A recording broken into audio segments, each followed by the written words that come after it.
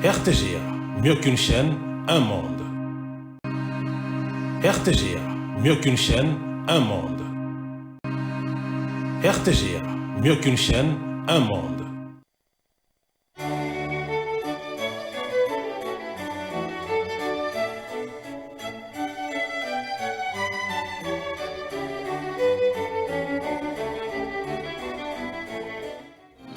Ce journal vous est offert par Tango Protection.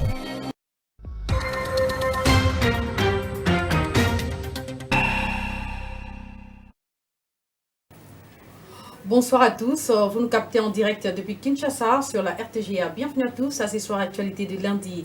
Voici sans plus tarder les sommaires. Des pourparlers de Doha entre le gouvernement congolais et l'AFC M23 annulés pour ce lundi autour de l'émir du Qatar. Le médiateur qatari pose quelques préalables à la partie congolaise pour établir un cadre favorable du dialogue, voulu constructif mais également positif.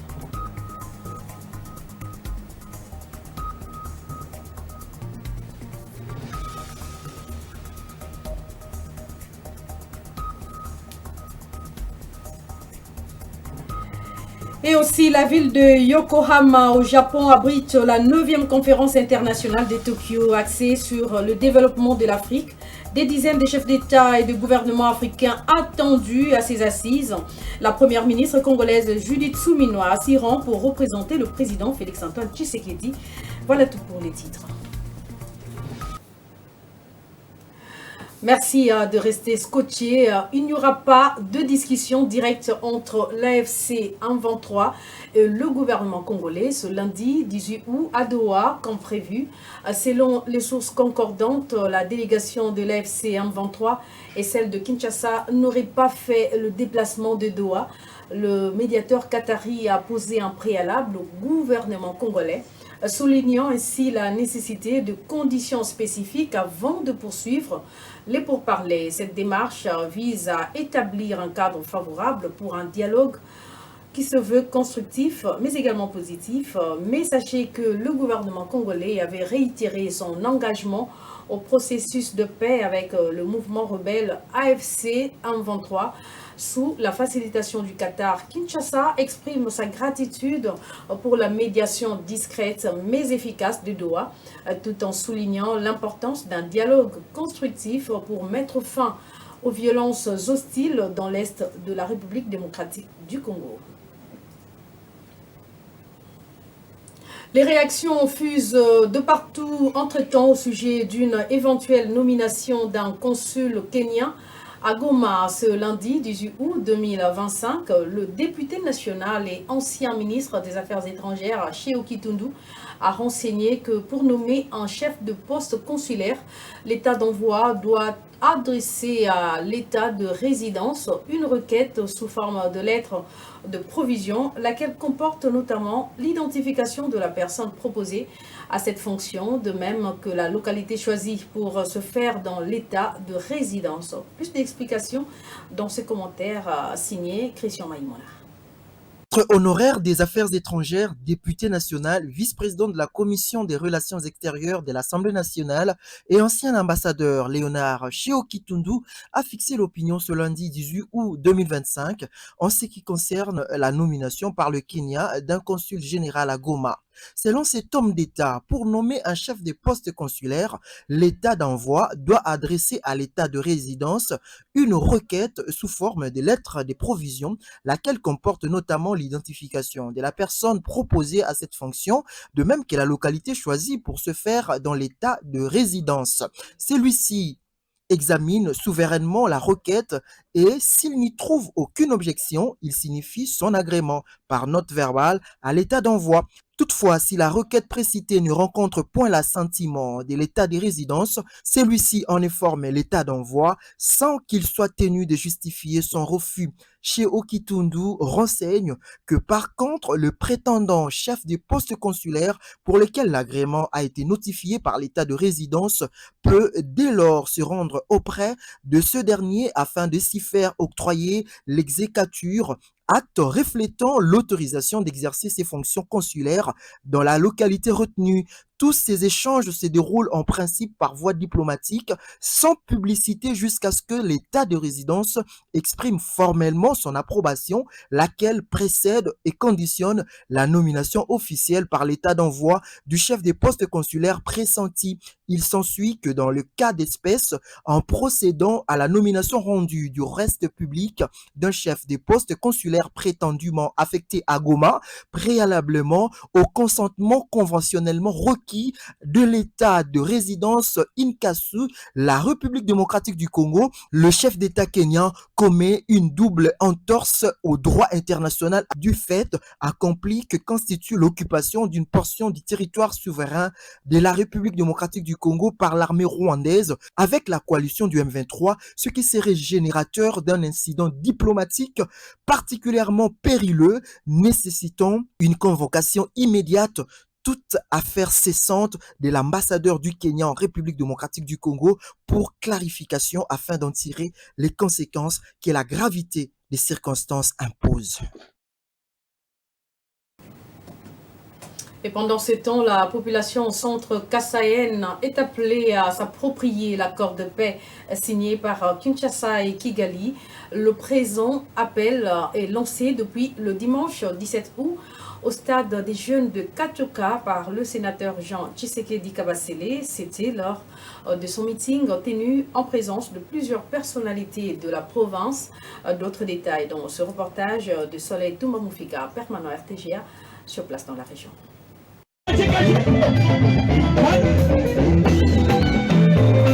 Plus rien ne sera comme avant au Kasaï central. Le jeune leader et sénateur Jean Tshisekedi Kabasele démontre noir sur blanc son amour et attachement à son Kasaï central. Comme vous pouvez le constater dans ces images, de milliers et milliers de personnes ont pris d'assaut le stade de jeunes de Katoka pour répondre à son appel afin de faire la restitution de la session de mars 2025 à la Chambre haute du Parlement congolais. Dans ce stade plein à craquer pour la première fois, le surnommé Petit Béton a au cours de son meeting invité toute la population à s'approprier l'accord de paix signé entre la RDC et le Rwanda et au soutien indéfectible au chef de l'État Félix Antoine Tshisekedi Tshilombo qui milite jour et nuit pour restaurer la paix totale à l'est du pays.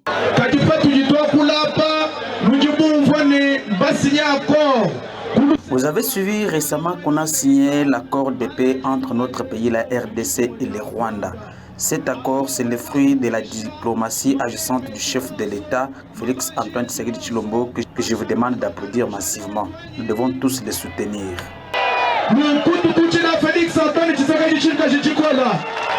L'élu des élus en sa qualité d'un chrétien pratiquant a réuni plusieurs musiciens chrétiens, entre autres Mike Flore, Onésime Kalala et tant d'autres grâces de la province pour rendre gloire à Dieu et abandonner le Kasaï central dans ses mains. Il promet également de soutenir d'autres chantres en ces termes.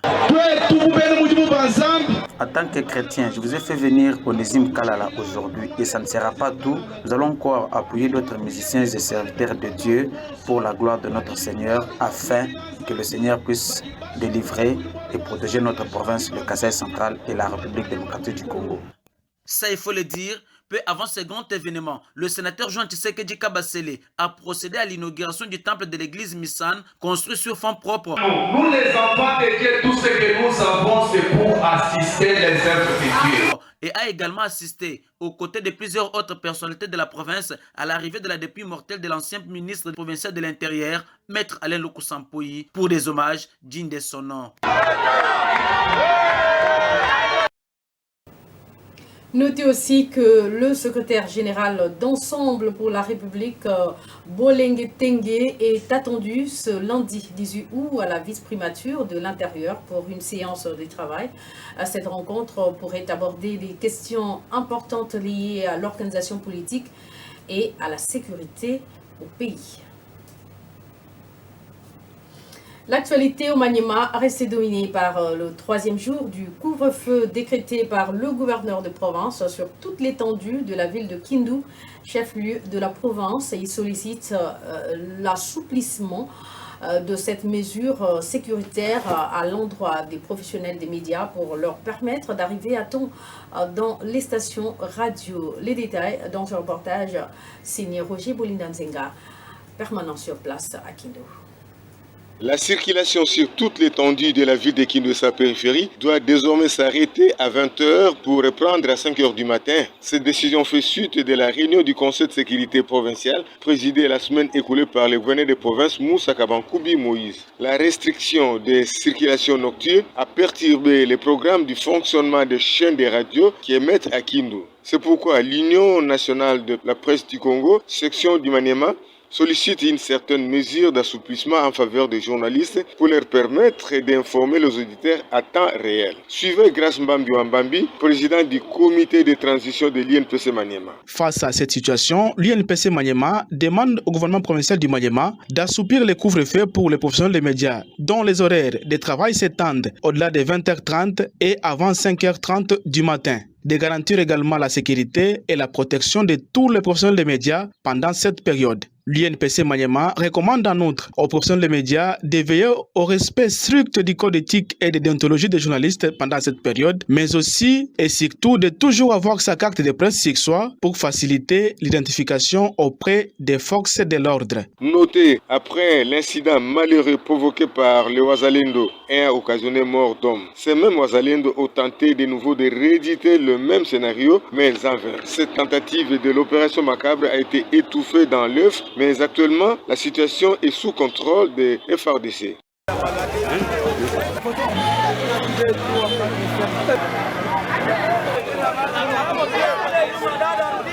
Unatia ngapi? 230.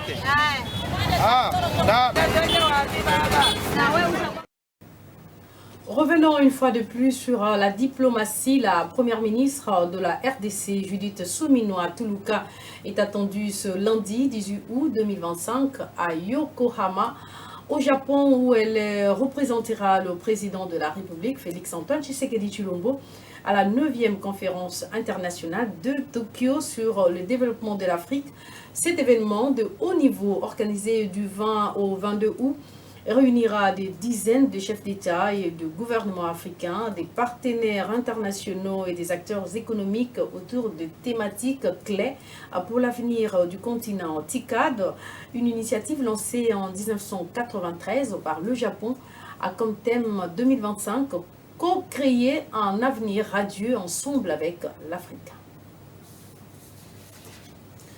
C'est que nous amène tout droit au Congo central, où le gouverneur Grace Bilolo a procédé au réaménagement de son gouvernement. Dans cette nouvelle configuration, figurent 6 ministres qui ont été reconduits, 1 a été permuté et 3 nouvelles personnalités intègrent l'exécutif provincial, marquant ainsi un renouvellement partiel de l'équipe gouvernementale.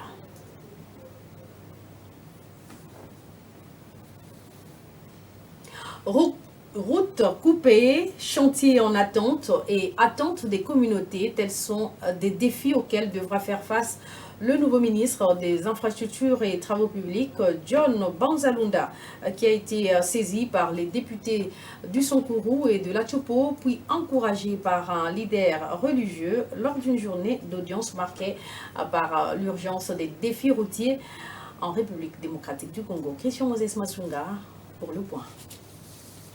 Le nouveau ministre d'État en charge des infrastructures et travaux publics, John Banzalunda, a multiplié ce lundi les audiences avec les personnalités politiques ainsi qu'un leader religieux venu plaider les dossiers liés aux infrastructures dans leurs provinces respectives. Le député national Lambert Mende Omalanga, élu du Sankourou, a insisté sur l'urgence d'améliorer l'état de route de sa province et de suivre de près l'évolution de travaux de l'aéroport de Lodja.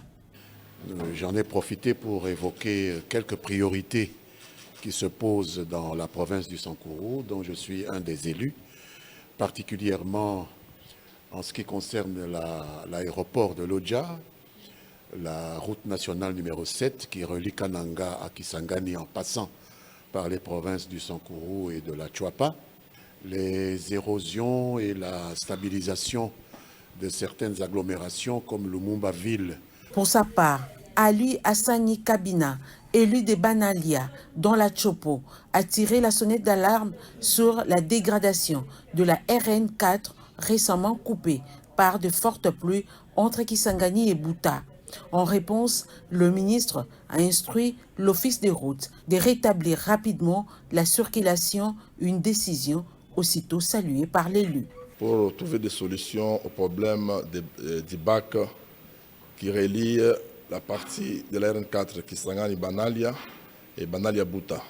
Il y a la rivière Aruimi, que le gouvernement congolais avait posé un bac, mais qui ces dernières années ont des difficultés qui ne permettent pas que le bac travaille très bien. Ces échanges illustrent la volonté de John Banza Lunda de conjuguer écoute et réactivité dans la gestion d'un ministère au cœur des priorités nationales. Santé à présent, la campagne de vaccination contre le choléra sera lancée dans la ville de Kinshasa ce mardi 19 août. Cette information a été donnée ce lundi au cours de la réunion hebdomadaire tenue au ministère de la Santé. Pour ce qui est de la Mpox, il a été constaté une légère augmentation des nombres des cas par rapport à la fin de la semaine 31. Reportage signé Clarisse Koko-Kapalay. Au cours de la semaine 32, 623 cas suspects de Mpox ont été rapportés, marquant une légère augmentation par rapport à la semaine 31 où environ 500 cas avaient été notifiés. 12 provinces demeurent les plus touchées avec 4 zones de santé en situation d'escalade, notamment dans la zone de santé Sourou et de Lapa dans le cadre des Mpox. Et parmi les faits marquants, la réception grâce à l'appui de l'ambassade des États-Unis d'Amérique des matériels de détection renforçant les capacités de surveillance. À la semaine 32, on a enregistré 623 cas suspects, ce qui est une légère augmentation par rapport à la semaine 31, on était autour d'environ 500 cas. Et on a noté aussi que les provinces, 12 provinces, demeurent toujours les provinces hotspot. On a 4 zones de santé qui sont en escalade, où les cas sont en augmentation. Pour ce qui est du choléra, au cours de la semaine 32, 1887 cas suspects ont été enregistrés à l'échelle nationale, traduisant ainsi une légère diminution par rapport à la semaine 31, où environ 1900 cas ont été notifiés. Et les points saillants de la riposte, on note le lancement de la campagne de vaccination contre le choléra dans la ville de Kinshasa avec l'appui du niveau central. Une requête en cours pour étendre cette vaccination à 18 zones de santé supplémentaires en attente des vaccins. On a eu enregistré pour les cas suspects environ 1887 cas, qui est aussi, on note une légère diminution par rapport à la semaine 31, on était autour d'environ 1900 cas. Parmi les points saillants, c'est qu'on envisage dès demain, il y a la vaccination qui va être lancée au niveau de la ville-province de Kinshasa pour cette zone de santé.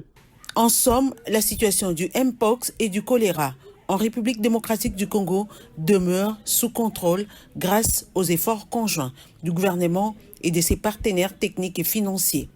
Le ministère appelle à la vigilance et à la mobilisation de tous les acteurs pour consolider les acquis et atteindre l'objectif de réduction durable des cas dans les prochaines semaines.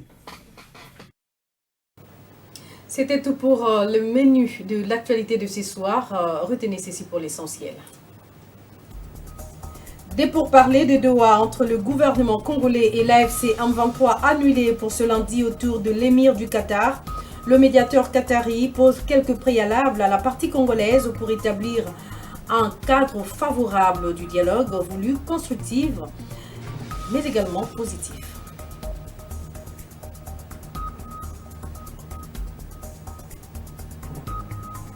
La ville de Yokohama au Japon abrite la 9e conférence internationale de Tokyo axée sur le développement de l'Afrique.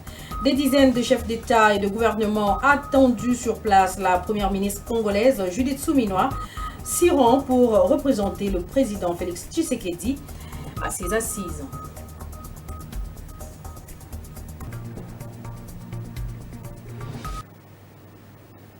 Complètement bouclée, cette grande édition d'information des lundis sur nos antennes. Merci pour l'attention accordée à cette édition d'information qui débutait justement la semaine. Et très bonne suite des programmes sur nos antennes et à très vite.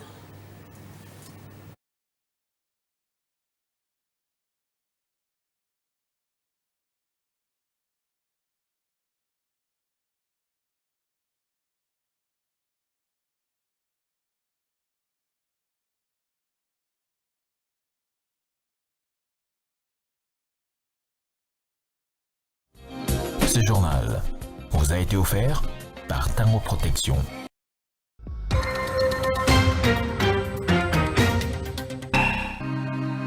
RTGA, mieux qu'une chaîne, un monde. RTGA, mieux qu'une chaîne, un monde.